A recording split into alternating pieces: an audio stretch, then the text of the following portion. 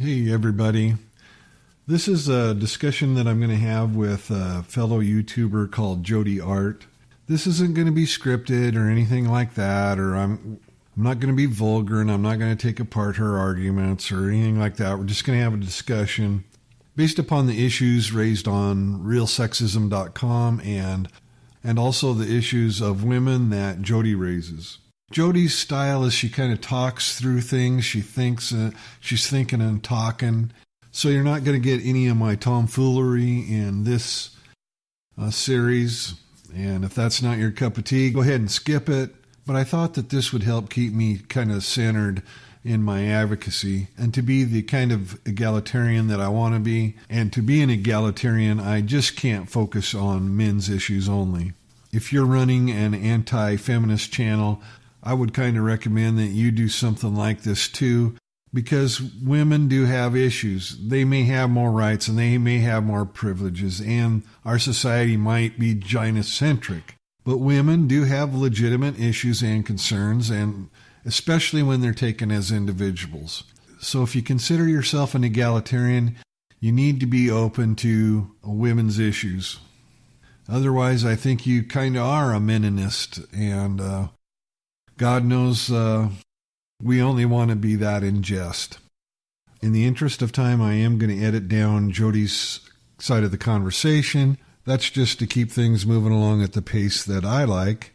So if you want to hear Jodi's thoughts uninterrupted and all of them completely, I highly recommend you go to her channel and watch the video. I will, of course, leave a link in the description. This message is to feminists and to men who are frustrated with the feminist movement and pretty much to anybody else. And I want to tell you a little bit about what I learned about men from my cat. Not that I didn't already know it, because I knew it. Well, I wouldn't be surprised if you catch a little flack for equating men with cats, but at least you're not equating us with dogs, which is kind of refreshing. Well, let's see where this goes. But, you see, Lucky is a kitty cat, and we like to go on walks together, you know? And a lot of times, he doesn't want to go out unless I go on walks with him. And when I learned how to walk him, I noticed that he was already like circling around me, trying to protect me from all these different things, right? Yeah, I think I see where you're going with that. Janet Bloomfield, she has a YouTube channel, and she's a hardcore anti-feminist.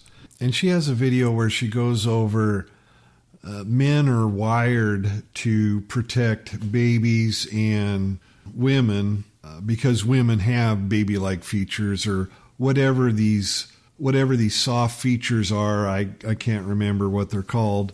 That there's a biological wiring that makes men protect women and children. And I don't know if that's true or not, scientifically speaking, but I can say from my personal experience, as far back as I can remember, I've always felt that urge to protect not only women and babies, but also domesticated animals too. So I think it's part biology, and I think it's part how you're raised. But yeah, when you grow up thinking about protecting people and then realize that your society thinks that you do nothing but beat and abuse everything at every second of the day, it kind of pisses you off. Yeah, so he was trying to protect me from all these different things. From see, how I do it is I let him go forward, like walk like this. Can you see him? See his tail's up, he's looking around, and then I would stop. Sometimes I would go, and then I noticed that he was like looking around for me. He would look around the area for me, you know, and make sure everything was clear. And I would start saying, thank you, Lucky, thank you. because I knew that he was, in a way, his natural instinct was to protect me, right? Well, you're just going to have to excuse me because I'm a little bit goofy, even when we're talking about serious stuff. But I met a lot of cowards in my day, and who's to say that Lucky's not using you for protection and he's waiting for you to catch up because he needs some backup.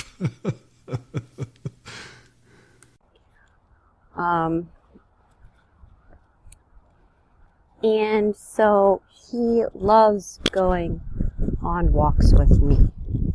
He loves going on walks with me. Sometimes he doesn't want to go out unless I'm going on a walk with him. Come here, Lucky. You see, well, I actually don't usually, call him over. I just kind of wait for him. That's how I learned. I would stop when he stopped, and I would wait until he went forward. But before we went forward, he would start rubbing on me, and I would say, thank you, and he was so happy. He was so happy that I was saying, thank you, thank you, thank you. Thank you, Lucky. And then we would go forward, and then he would show me that he can climb trees. He would show off. We go further and further out, where he's climbing trees, looking at new things, that kind of thing. And we really bonded. Before that, he wasn't super bonded to me. He was a little bit in a way, but he wouldn't snuggle me, he wouldn't with me, and I don't make him or anything, but you could tell he was super excited once I figured out exactly what he was doing when I was outside with him. He wanted to show me that he was the leader and he was protecting me, right? Well, yeah, I would say definitely if you grow up and you adopt this identity as a guardian or a protector, or what Chris Kyle called the sheepdog, the animal that kept the wolves at bay, yeah, your identity is wrapped up in that. And I would say you want two things from that. And I don't know which a man wants more, respect or love. I happen to think it's respect if you come up under that kind of a identity, because, well, if you're just loved and not respected, it can feel like you're being loved out of pity. So I can't remember the professor's name right off the top of my head, but he's on Studio Brule's channel recently as a guest speaker up at the University of Ottawa.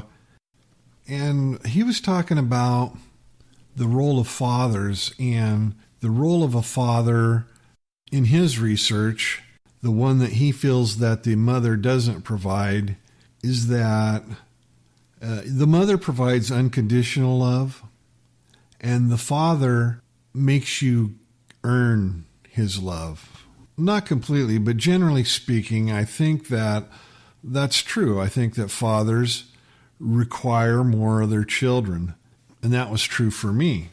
And so I was really, really close to my dad because of that. That may sound weird to mama's boys that didn't grow up without a dad, or women.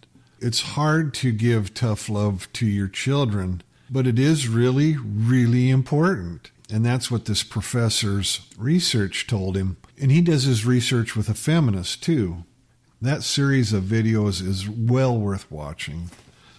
But anyway, if you grow up in this ethos where you have your dad and you have to earn his respect, maybe his love's unconditional, but you're going to know he's going to show you that you haven't earned his respect. And you grow up in that environment, and then you no longer have to prove yourself to your dad. You've still got this thing going on where you want that respect. You still need that respect.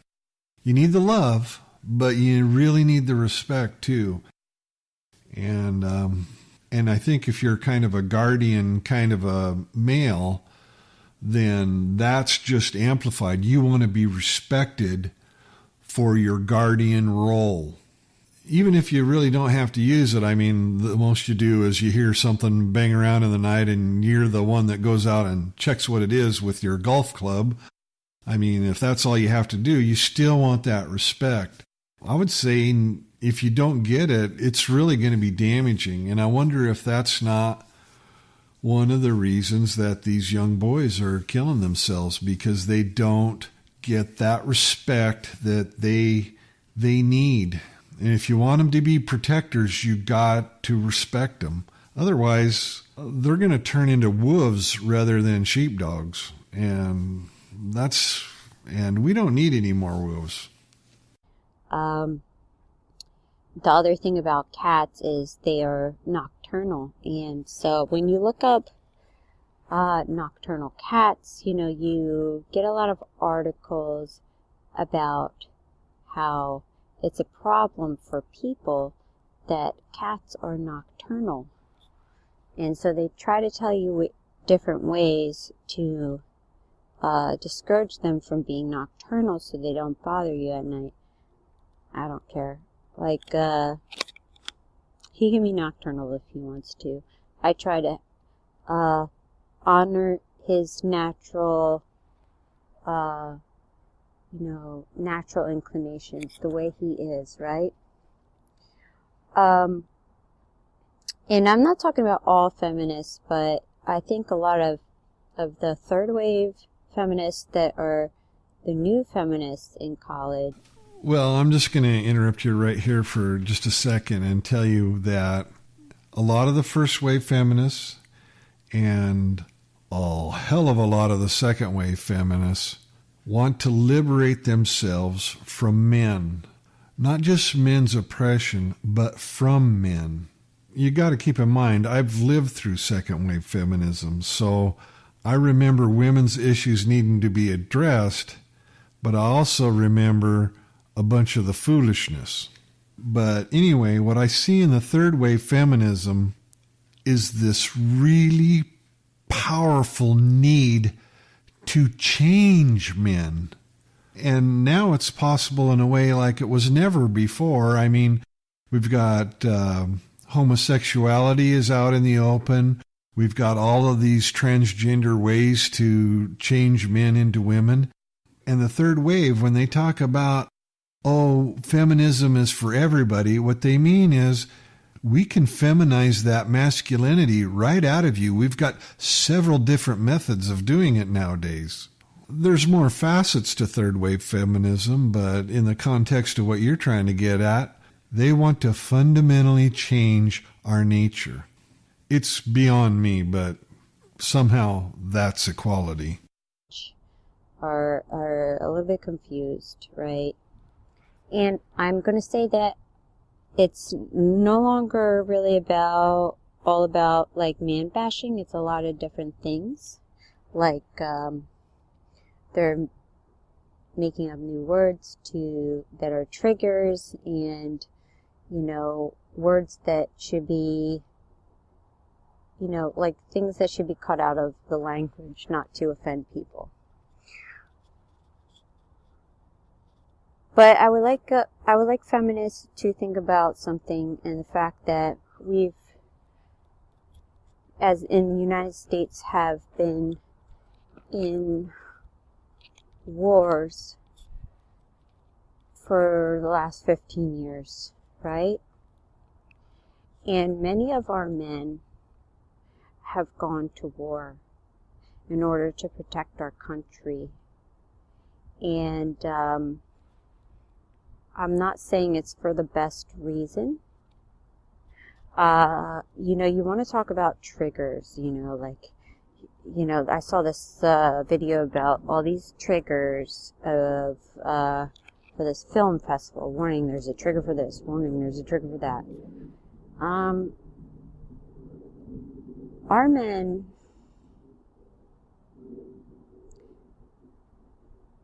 have been triggered into going into war, right?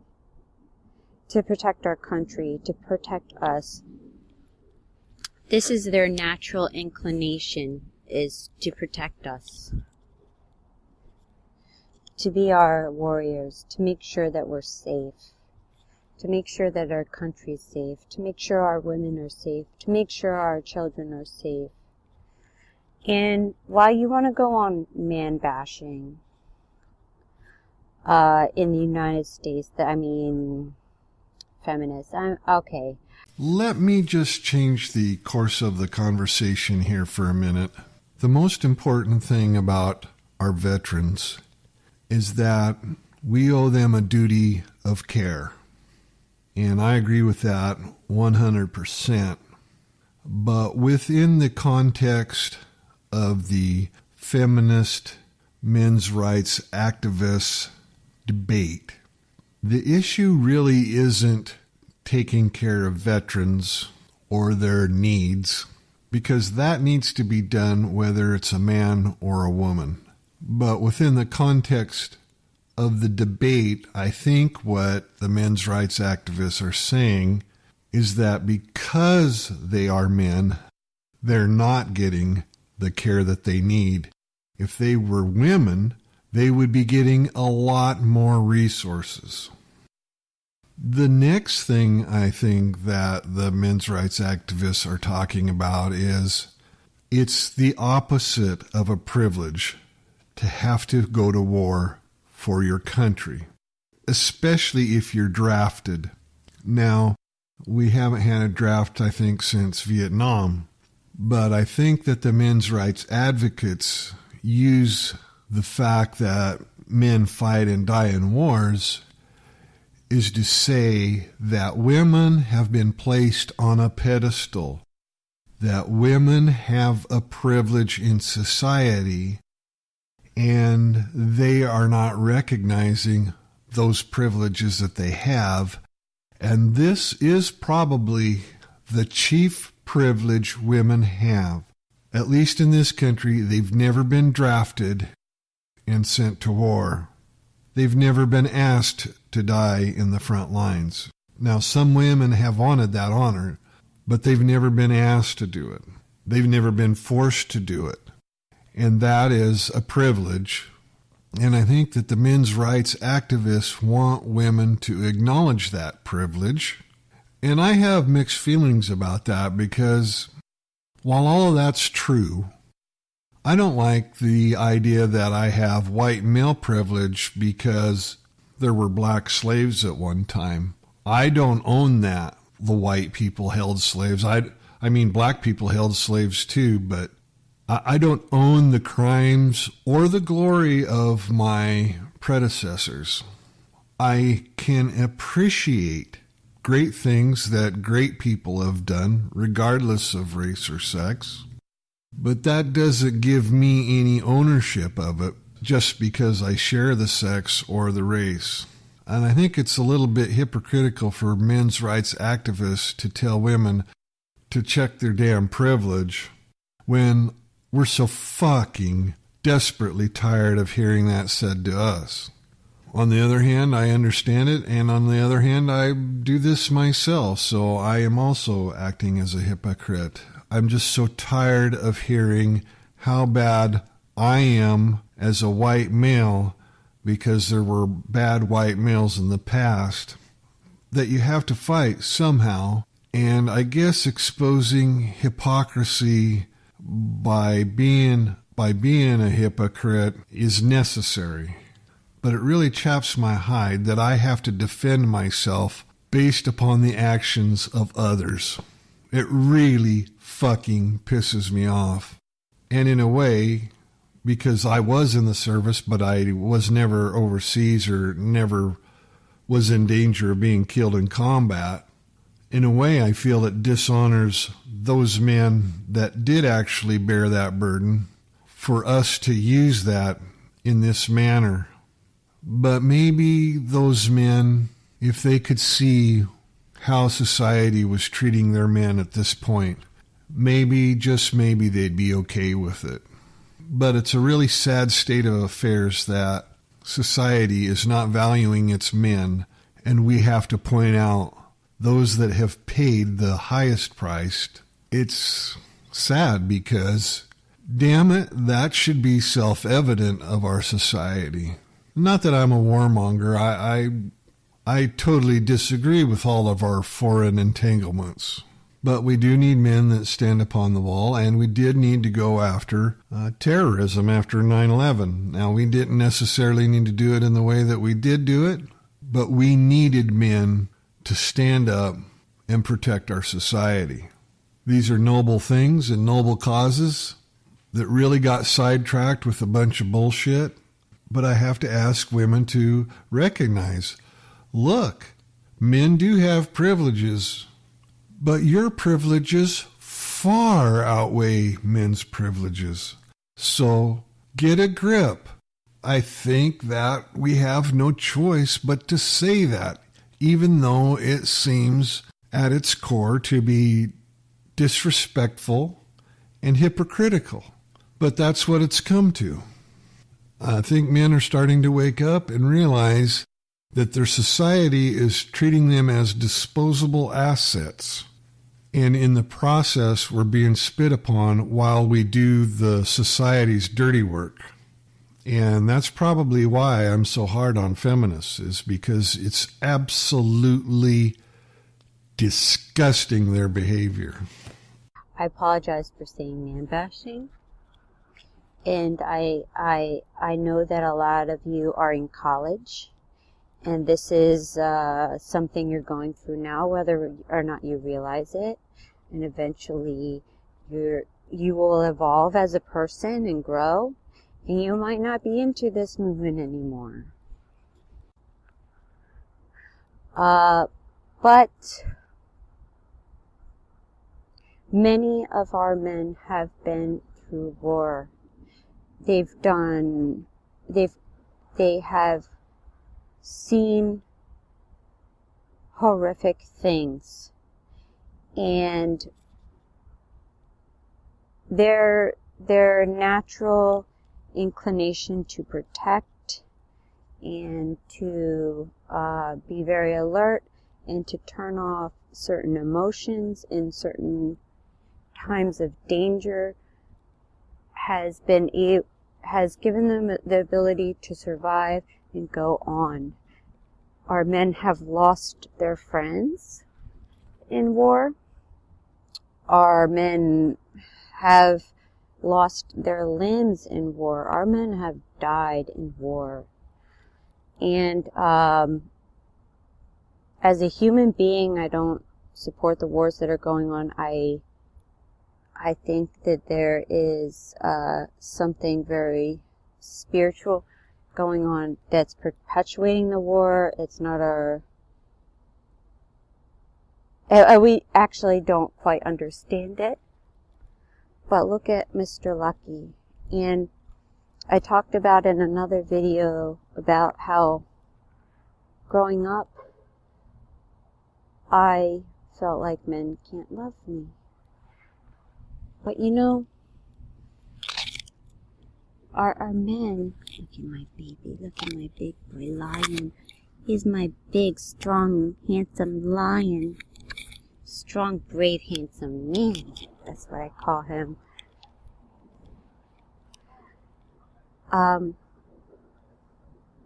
This is their natural way of being. And I'm not saying there isn't gay cats or gay dogs or whatever, but Lucky is a natural man. He likes, look at him. I'm talking here, and he's looking out to see what's going on. Wherever I go, he's protecting me. And I thank him. I don't think feminists... I think feminists who are in the movement now, who are just in college or are in this movement and picking up a lot of... I'm sorry. Please stay with me. This is unscripted. And I can be wrong, and I admit that. But a lot of the feminists who are in the movement starting in college have been hurt in a lot of ways. And that's why feminism can be turned into less of a issue of equality, diversity, and all these other things. And, now we've inserted all these other things, all these other words, and they're turning into thought police and all this stuff. But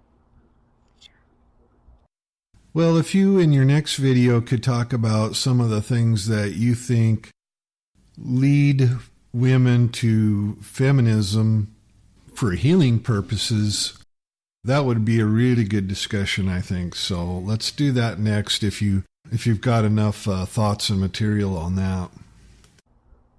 okay, well, where would we be with our men who have served for us, who have died for us, to protect our freedom? While you want to I'm sorry, I don't want to curse, but while you want to complain and nitpick men and try to emasculate them or make them less masculine, well, a natural masculine man is going to want to protect. Animals don't hurt women and their children. If anything, it's the mother that does it. I'm not, sometimes and I'm not saying that women are evil, but when you think about it, natural animals sometimes reject their young, right? And they leave them to die. And the male is, I don't know what, every species, what they're doing. Maybe they're just making babies. But, we as humans have come a long way. As far as a lot of men, they stick around. They love their kids. We're a different kind of animal. But I want you to think about how much you might be offending the people that are serving and dying for our country to protect our freedom, and what it took for them to even get through certain situations to survive. It was their masculinity. And so, anyway, that's just a thought. So I wanted to put that out there again. I'm sorry this is not perfect. Thanks. Yeah, I think it was Voltaire or somebody that said that perfection is the enemy of the good. Just having a grown-up discussion, regardless of whether we have all of our sources and psychoanalysis exactly correct, or our analogies of animals to humans exactly correct. We just need to have a grown-up discussion. And you're right, you'll have a lot of examples in the animal kingdom where the male of the species has the role of guardian, just like humans have adopted. We don't want to mimic animal behavior in every aspect, but I fail to see how that tendency that we see sometimes in the animal kingdom is bad for human society.